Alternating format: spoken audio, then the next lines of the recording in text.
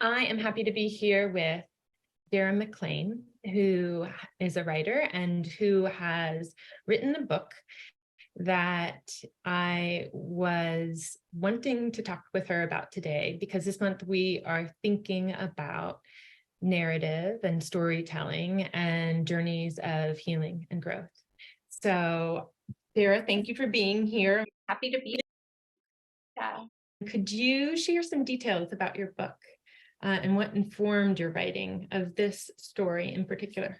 Yeah, I would love to. So I just finished the sixth draft and am in the midst of the querying process, which is quite a thing. The title of my book is All the Things I Didn't Say, and it's about a 14-year-old girl who is trying to reclaim her identity in the wake of her older sister's suicide. And it is a story that is inspired by my own grief journey after my youngest sister died by suicide. It's heavy, even, all these years later. Grieving Maggie was a profoundly lonely journey for me, and I really felt compelled to find a way to spotlight the trauma of sibling loss. Thank you for sharing that, Darrah. And grieving a loss such as that is an incredibly painful and filled with complex emotions experience. And I know that you had shared with me that it took some time between um, your your sister's death by suicide and your journey of healing, um, that has been an ongoing and evolving one. And it took some time before you knew that you were ready to begin writing your book. And certainly you had done a lot of personal work in that period of time. Um, I'm wondering, do you think that the actual process of writing your book can contributed to your personal process of healing? Absolutely, definitely. And it has been a journey. My sister died in 1997, so it'll be 26 years this fall. But I didn't get serious about writing this story until 5 years ago. And I, prior to that, I was doing a lot of healing work. And there would also be times where I just would push it aside and I didn't want to deal with it.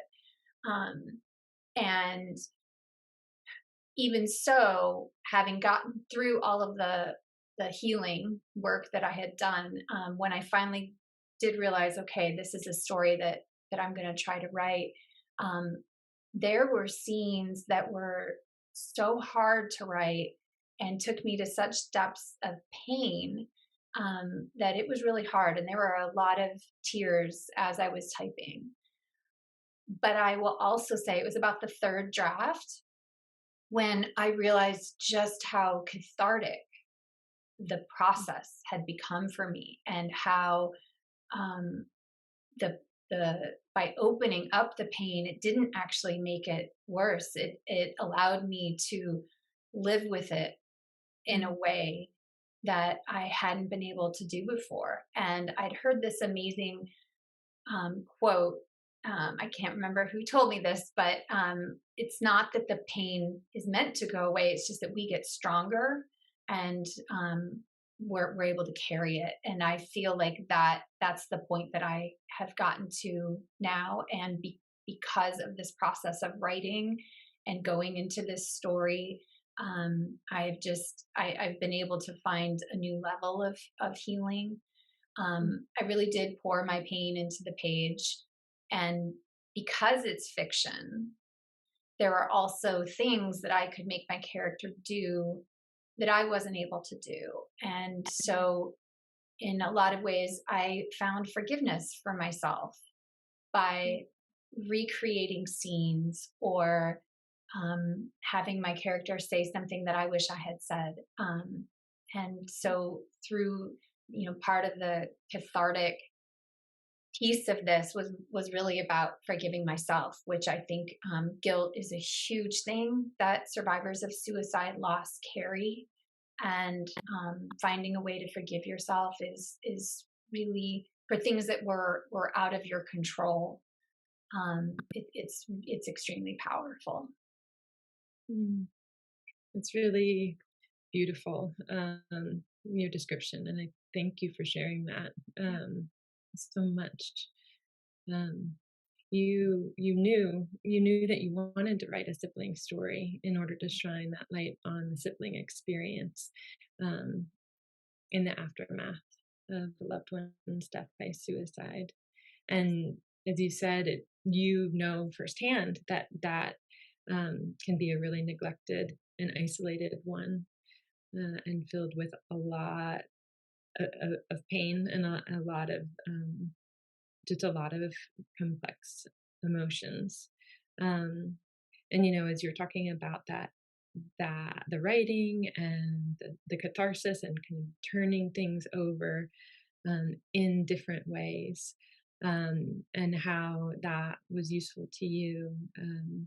It also makes me think about how stories are so powerful because they give us a way in, and that can help us understand something in an intimate and very accessible way.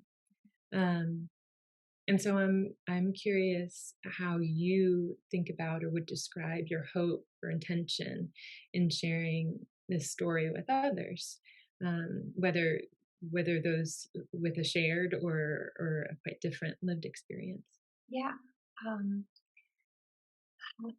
So my initial hope has always been that this story would resonate with someone whose sibling also died by suicide. But that initial hope has also evolved into a hope that others who read this story will be able to show up for their friend, their cousin, their child, um, in a more present way. Um, for that person who has lost the sibling. I also think that, it's really important that we continue to talk about mental health and suicide, and not just prevention and intervention, but also postvention, which is where, survivors of suicide loss really fall. And, there were three shows during the pandemic that so beautifully portrayed, in my opinion, what it's like to be the person left behind after a suicide. They were Nine Perfect Strangers, Mayor of Easttown, and Ted Lasso. And they all came within this 1 year. I mean, it was just amazing to me that, all of these survivor loss stories were coming out. And I also was just so excited because I felt so seen in those storylines. And my hope is that my book someday could be that comfort for someone else. And it really is. It could just be one person, that someday reads it and resonates with it and finds their own path forward. Um, and Hmm. Hmm. Yeah. It's making me think about how you said that it's the telling of one's story, the relating to it, in terms of other survivors, and also the supports and relationships and communities around someone experiencing this type of loss. Um, Often that postvention, right? You've written a story that really kind of is all about that yeah, experience, and the power, as you said, of being able to speak to one's experience, to not feel as though it can't be um, talked about, that need contact with, and the different yeah, ways um, that one can do that, and how essential it is for the whole process of healing. yeah, We hear that. yeah, Um, and in these different ways of making contact with grief that you're speaking to, whether through narrative or personal accounts or fictional representations. It makes me wonder whether, and you alluded to this a bit, um, uh, whether in the writing of your book, you offered your main character any supports or avenues towards healing that you wish that you had had available to you at the time of your sister's death by suicide. 100% yes. Mm. 100% yes. I had definitely had therapy before my sister died, but at the time of her death, I did not have a therapist that I really that was in my life, or that I trusted at the time. And I really wanted to give my character's name is Jules, and I really wanted to give Jules that safe space and that experience of what that could feel like to have an adult create that safe space for her where she could talk about and process what was happening for her and in her family. And it's not that everything wraps up in this perfect bow at the end of this book. Jules's sister is gone, and she's not coming back. But there were situations where I could have Jules make, healthier choices than what I made. And I could also, put her in positions where she could confront situations and people in a way that I couldn't at the time of my sister's death for a lot of different reasons. And also I also in the storytelling leaned into some things that were helpful to me at the time. So like music, and journaling. And I tried to incorporate some of those things that I did do. But the beauty of fiction is that you get to make it be whatever you want to be. And so I did I did take advantage of that where I could. I love that. Yeah, you've spoken to the forgiveness. I hear the empowerment kind of, and also the amplifying of the aspects that were of value and helpful to you. Yeah, absolutely. Um, I just the perseverance of writing this book. For anybody who has sat down to try to write a book, I really had no idea just how much work goes into it. But especially with a story that is this, personal.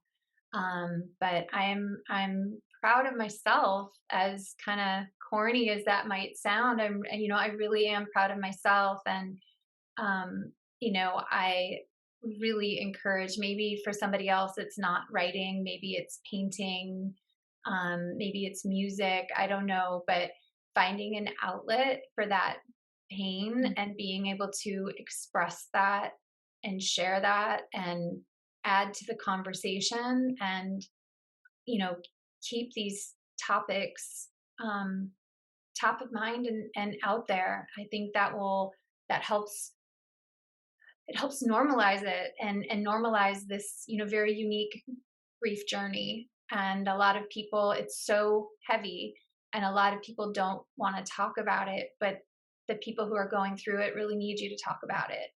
And so I guess that's another hope of mine, is that my story will, kind of kickstart some conversations for people.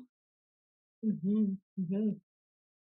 Are there any resources you would suggest, and that I would love to be able to include with our interview, that have been in that vein, Yeah.